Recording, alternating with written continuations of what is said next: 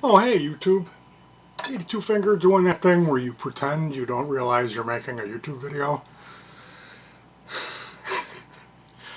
I saw this guy. He's kind of a smaller YouTube channel, so this probably won't get back to him. But I'm watching his video the other day, and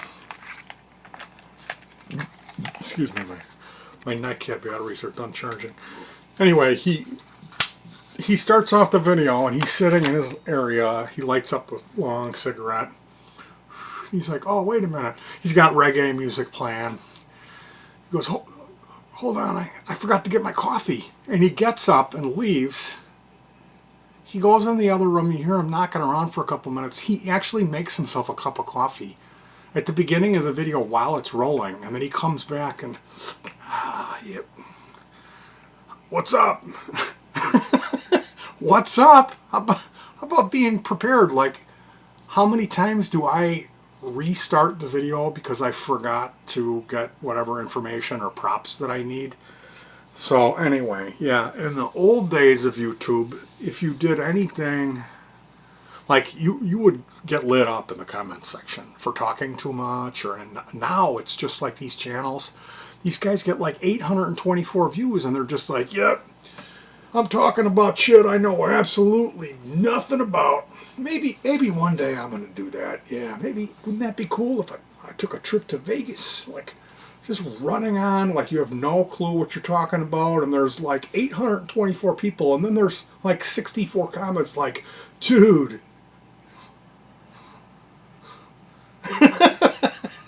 So that leads to me with this type of content. Anyway, we're here to talk about cheap, cheap, cheap.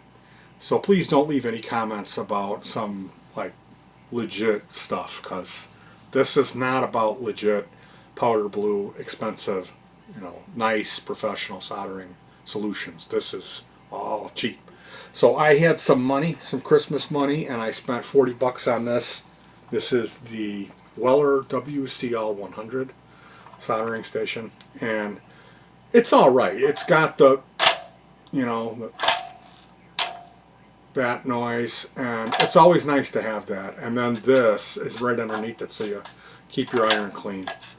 And then over here we have the heat clip, which is an indispensable tool, and I keep that clipped on back here. The reason that I have the tape, the electrical tape, which I'm trying to really get away from using that stuff, but these things, they have a spring in the end of them, and that spring goes bing, bing, bing, bing, bing, bing, bing, bing, bing, bing, bing, bing, and that's the sound of it generating its own inertia and energy as it displaces itself out of our existence universe into whatever black hole transfers it through a space-time continuum wormhole to wherever that stuff that you drop when it makes that noise goes to.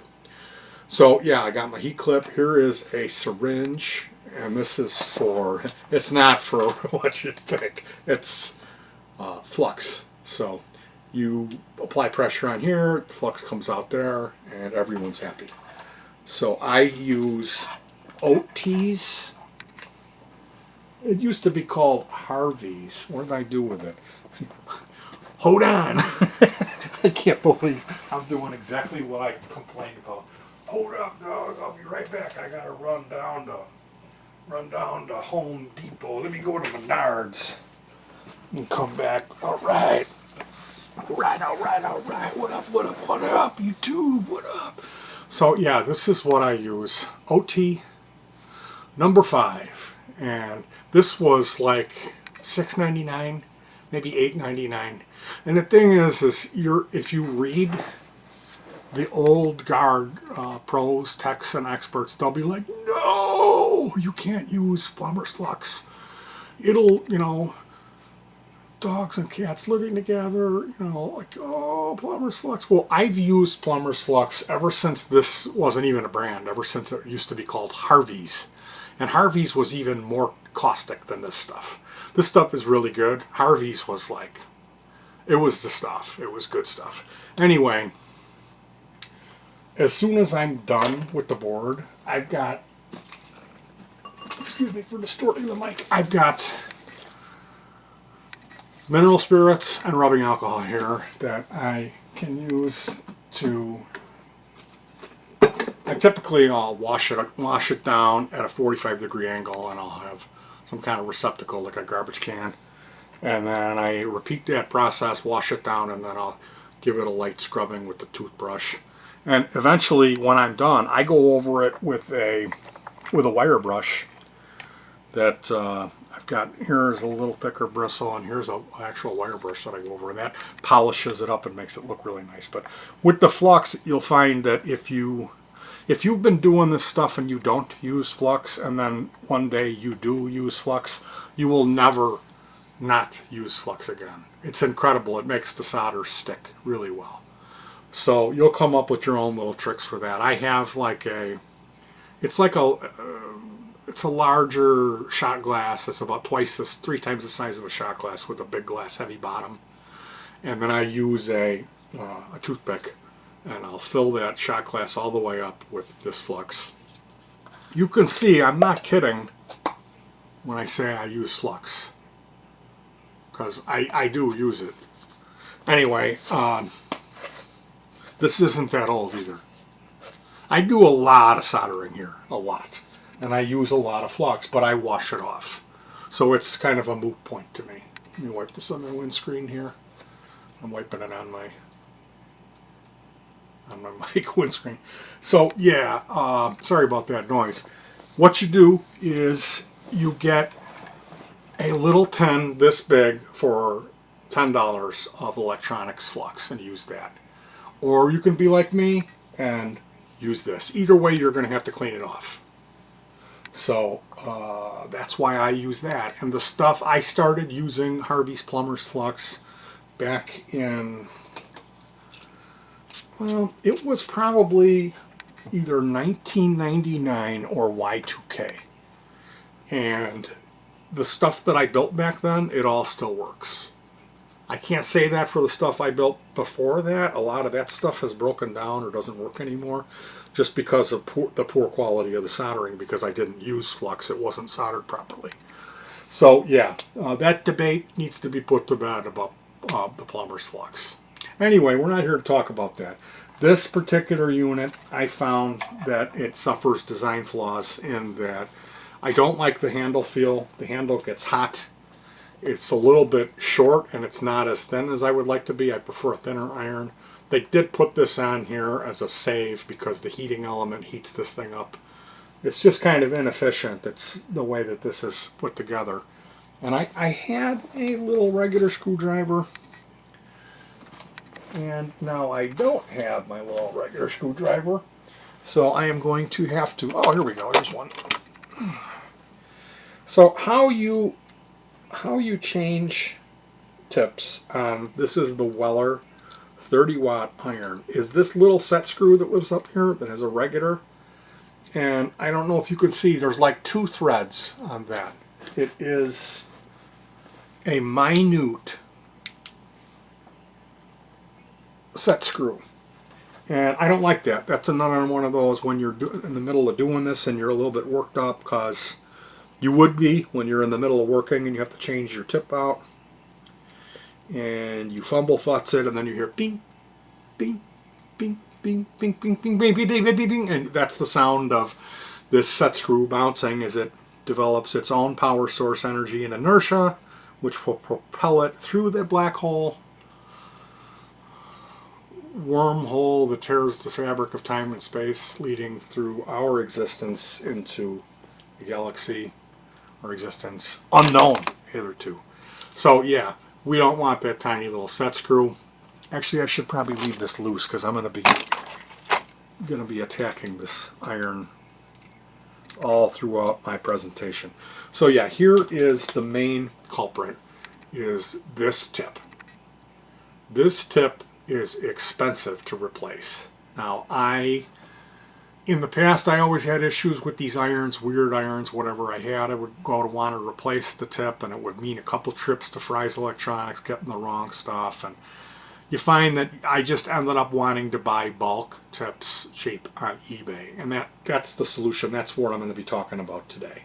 So this tip here, as far as these bulk tips that I'll get to in a minute, it's a little bit more mass and it's the little slightly different diameter. So could you use these cheap, you know, $2 for 10 or $4 for 10, whatever you pay for them in here? Yeah, you probably could.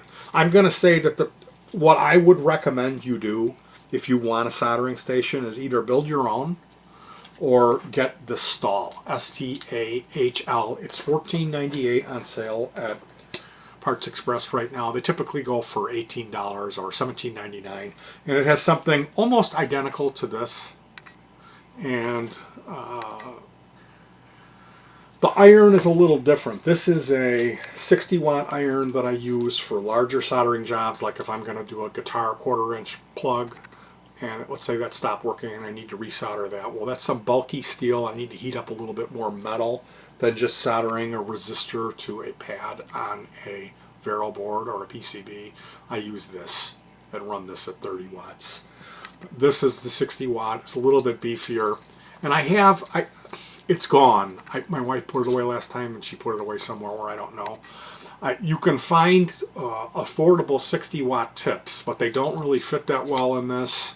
They fit in a different one that I can't show you right now that's dark blue that has black plastic strips that show through on the handle. That's the one you want to get. The 60, or well, I mean, most guys aren't going to be into this that much where they need a 60. I extended the cable on this using shrink boot rather than electrical tape. So this has a super long cable. But yeah, this is what I use for larger jobs, and it's got a larger diameter tip. The thing is I don't have a real lot of replacements for that, because when I'm using this harsh plumber's flux, it tears the tips up quicker than it would. So that's why I like to have a solution to provide me with endless tips. And that's where this Hakko 936 replica comes into play. This is the iron I would recommend you get. As a solution, if you were going to be really cheap, you can look for these. Just this spring piece.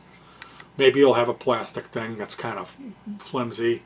I would say get yourself a piece of 3/4-inch ply or 2x4 or whatever and reinforce it. You could even just get this spring piece if you can find that cheap.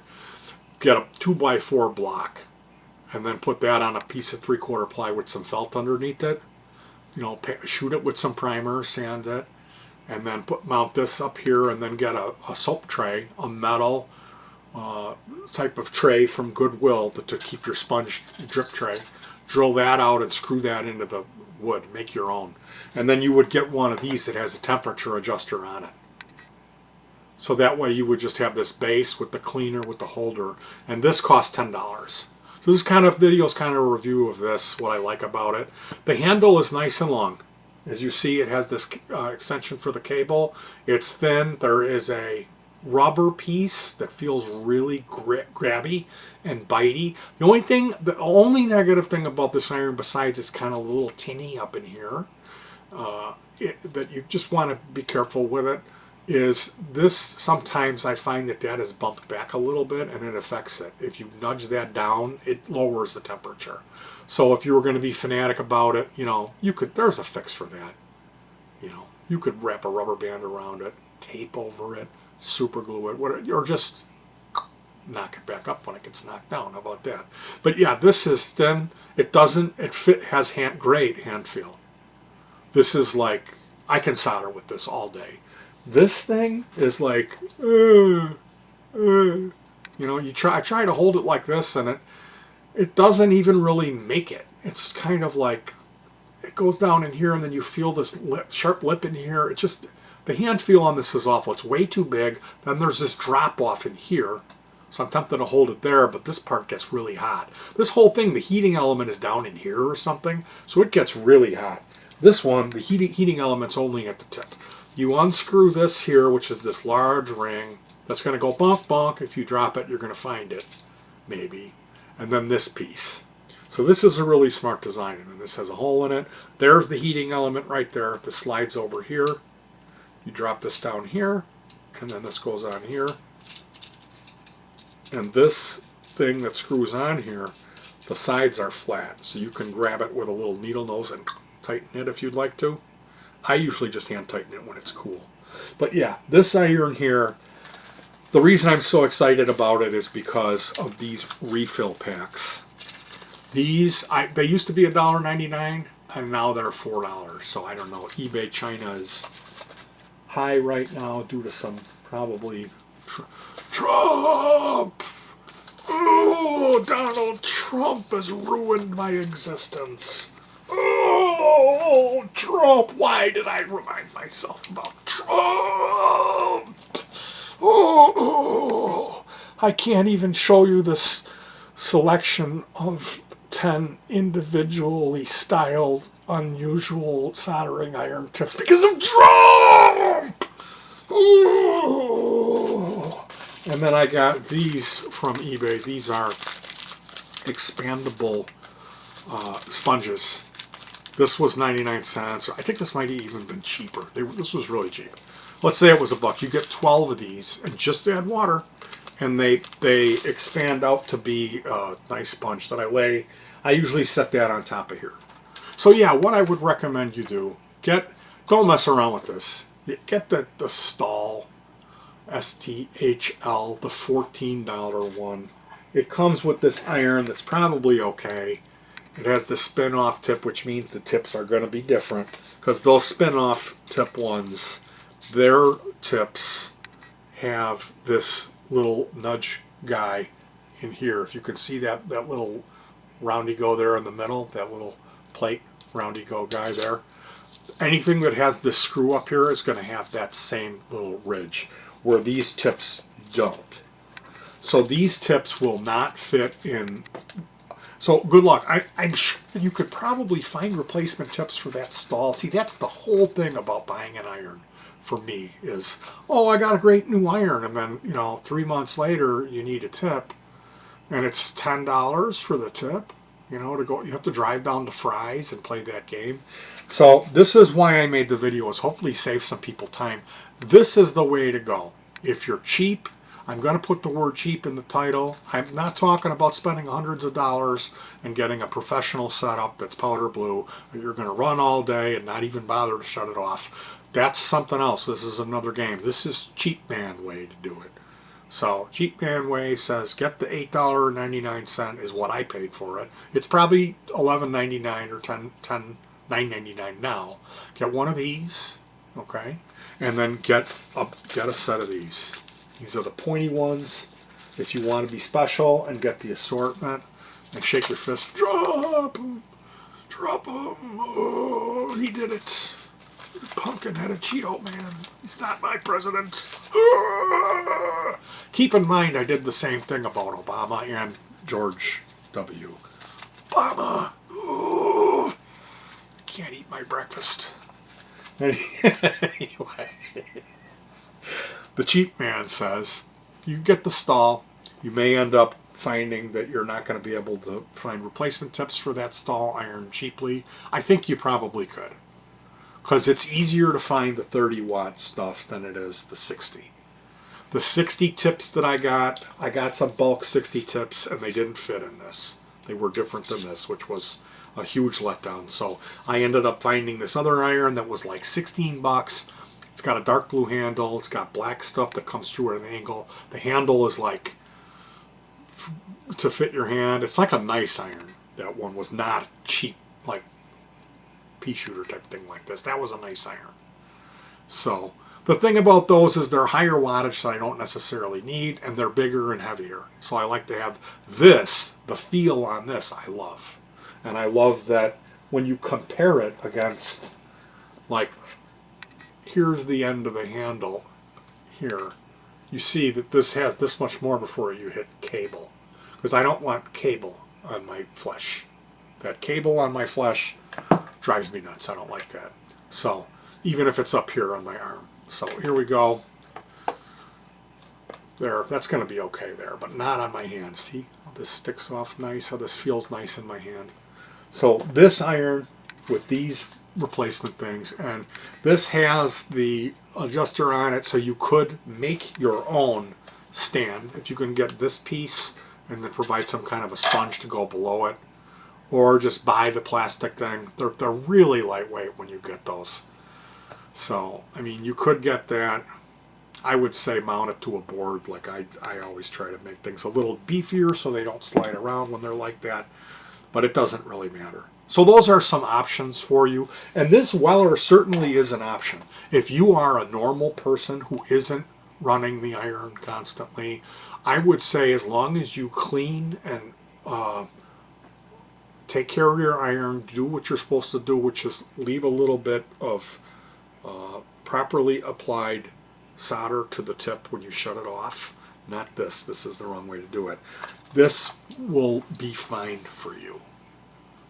But if you're doing a lot of it and you're picky about it, you don't want the hot handle, if you're really into this type of stuff, you know, maybe some of this type of how I run my setup with like this little heat clip hiding back here, the syringe full of flux up here, some of these tips might be good for you.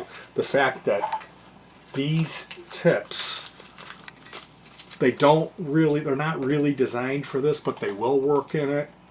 And then that they work perfectly in here is the reason I made this video. So a couple more things related to solder. This is a spool of, it's a 1 pound, or it's 400 grams. So that's over. It's a 0.8 millimeter or 0.031 of an inch. And this is SN60 PB40. So it's 40% lead. This is lead solder. This is the poisonous good stuff. And this is not cheap, but you can find it cheap on eBay. That's going to be where you're going to want to get it. It's going to give you the best deal. So one of these will last me a couple of years. Last me about 2 years. Now, to give you an idea about how much I solder, how much I waste. Now, as far as the desoldering goes, they have all kinds of options. I got one of those goofy Radio Shack things. It's like a big 60-watt iron, and it's got this suction tip. It has a bulb with a tube, so the tip gets hot, and then you're supposed to be able to suction through this long tube. That thing doesn't work. I got that when I was a noob, and I was really disappointed in it. The plunger, the ones that you depress that you can get for around $2 or whatever, and you press the button and they suck up through the thing. Those work, but it's just kind of a flawed design because it pulls air and that cools it. So you have to have the iron like on it while you do that. It's almost better to have one person, call your significant other or your kid or your partner, whoever, to come to do the solder sucker part. But what I find is I use Goot brand solder wick, and I apologize for not having any here to show off, as this I tend to try to have everything I'm talking about. But the Goot solder wick, just about any brand's going to work. And again, buy this in bulk on eBay. You can get a 6-pack of it. But like typically for around 2.5 feet, you can get a spool of that, 2.5 feet of it, for like 75 cents. It's not a real lot of money, but what I will do, if it's a large amount of solder, I will heat it up, I will cock the sucker, get in there with the iron, holding it on however I can get it melted, and then move it off to the side.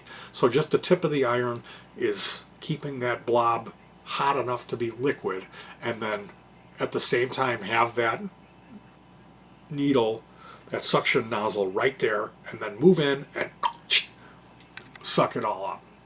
Now, when I say suck it all up, it never does. There's always left behind. So then I will implement the desoldering wick.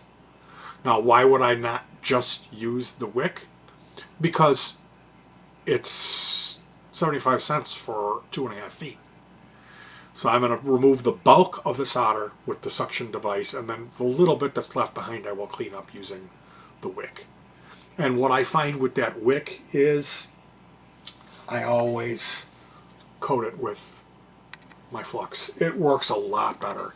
I'll take the flux applicator, which, how you can make a good flux applicator, you take a WD-40, the little red 2-3 millimeter straw that helps spray the WD-40 straight. Take that one of those straws and cut it about in half or a little longer, and then take a needle, like a needle that has a large eye on it, like a pretty big needle, and maybe heat up the end of that you don't want to melt it with a lighter. You just heat it up, maybe with a light bulb, or however you can figure out to properly get that just warm enough to force that needle in past the eyelet and then cool it off so that needle can't come out. And then you have a wonderful flux applicator. So I will have like a shot glass or maybe a little bigger, and I use a popsicle stick and fill that shot glass up and then stick the WD-40 stick in there and then put that all in a Ziploc bag, because this flux is nasty stuff. It gets, if you're not careful, you can make a mess with it and it's toxic. So this way it keeps everything in the bag. I pop open the bag and pull that out, and what I'll do for through hole, let's say you put a resistor in and you've got those legs sticking up, well, I won't trim them. I'll take my flux stick and I put a little flux on both of them, and then I'll put the iron on both of the leads that melts that flux. It runs down and spreads out just right out on the pad where you need it, and then I'll go ahead and apply the iron, and then the solder just flows like you wouldn't believe, and it sticks like you wouldn't believe when you use the flux, because it provides for a wonderful wetting action. And then when I'm done, I go ahead and hose the whole board down with rubbing alcohol. I will give it a light brush with the light bristle toothbrush, something like this that I have, and then repeat that process a couple of times. And I find that until I do that, I'm not even going to bother firing up the board. I always use the flux, and I always clean it off before I even apply power. So that's just how I roll. So yeah, the Goot solder wick, the Goot brand is good stuff. It really is. And pretty much any that you get is going to work, but it'll work exceptionally well if you apply a little bit of flux to it. So I'll take that flux stick out and I will smear that into both sides of the flux tape. Just what I'm going to use that day. So just a little bit, rub it in there. You don't want it, flux, with flux, less is more. And I know that sounds ridiculous, but you don't want to have to clean it up, and it is toxic. So that's the mindset that you're going to want to try to think of. Now, for larger jobs, like I said, a larger iron is really nice to have around. They have those bulky guns. I've got those guns. And they're good if you're doing really big stuff. That's when I break out the guns. But I tend to like to have a 60. So this is nice to have if you're doing a lot of stuff. But typically, if you're getting into electronics and you want to have a nice setup, you can do it simply by investing in a couple of tools. $10 one of these. You get the spring holder for a couple bucks and a sponge. Get yourself a heat clip. You can use these syringes and heat up the flux in a container, glass container in your microwave, and then pour it into these syringes, which is a messy job, but I've got a bunch of pre-filled syringes loaded with flux. You just have to have a large diameter needle. So that's one way to apply the flux, which works very well. I noticed Louise Rossman from the Rossman Group, and if you like DIY stuff, definitely check his channel out. So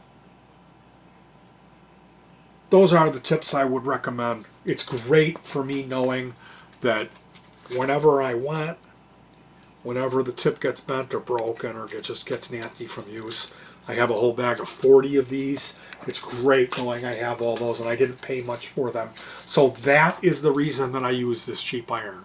The main reason is because I can get these replacement. These are the best deal going. Is I paid $1.99 for 10 of these. Now I looked today, I didn't spend very much time. The best I could find was $4.15, but still, 42 cents for a tip versus $8.79 to $12 is what they sell for at my local Fry's is a no-brainer. And I'm telling you, it is so nice knowing that I've got replacement tips that I can just pop in at any time. I actually took the stock tip out. I tested it and used it a couple times and immediately put it in a bag for later. I said, I'm just going to use these junker tips, and I've been happy with them.